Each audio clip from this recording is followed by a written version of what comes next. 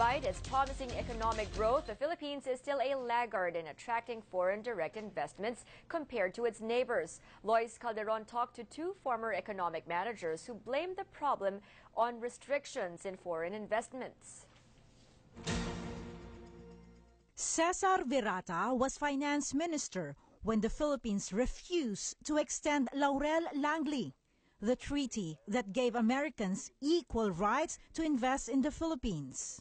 40 years later, the Philippines is losing out in the race for foreign investments, in part, Virata and others say, because the country is beholden to constitutional provisions that restrict foreign ownership in telcos and other public utilities, land and natural resources to just 40%, and bans foreign ownership of media companies.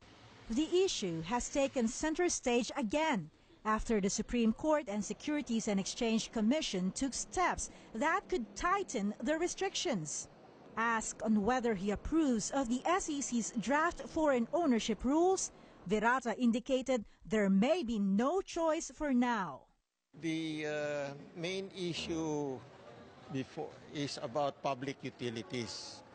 And the provision in the Constitution is quite strict. It is a question of control by Filipinos, 60%, and also the benefit should go to Filipinos. In other words, both control and benefit should be with Filipinos, up to 60%. I'm only trying to follow what was instructed to us before and the Constitution. And the Supreme Court is always the body that can interpret our Constitution. Gerardo Sicat, Marcos's NEDA Director General, says the Philippines should open up to foreign investment, recalling how American money helped the economy in the early days of the U.S.-Philippine Treaty.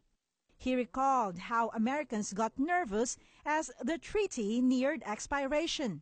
They would lose their privilege, so some of them had to sell out to Filipino interests.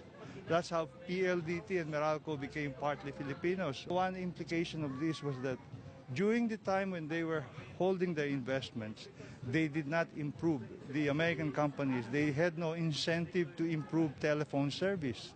They had no incentive to improve electricity service. That's why for years our public utilities were not doing well. They were not doing well because the main investors had no future in our country. This is one reason why, to some extent, we were left behind by our neighbors. Sicat says part of the problem is that restricting investments in some sectors turns off prospective investors in other industries. Most of the rules that developed out of the government investment programs, they followed that kind of 60-40 rule. The government realized this as an impediment, but there is not much education on this level of policy making.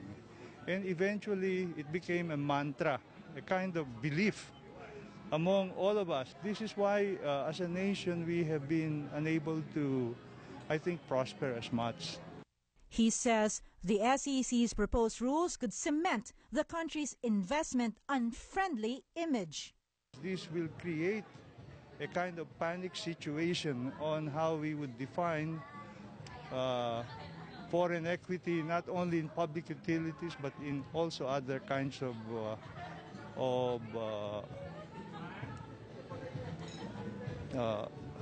investment areas where the rules of the Constitution prevails. Raising the risk that some foreign investors, whether already here or not, will hold back again at a time when the Philippines could capture so much more. Lois Calderon, ABS-CBN News.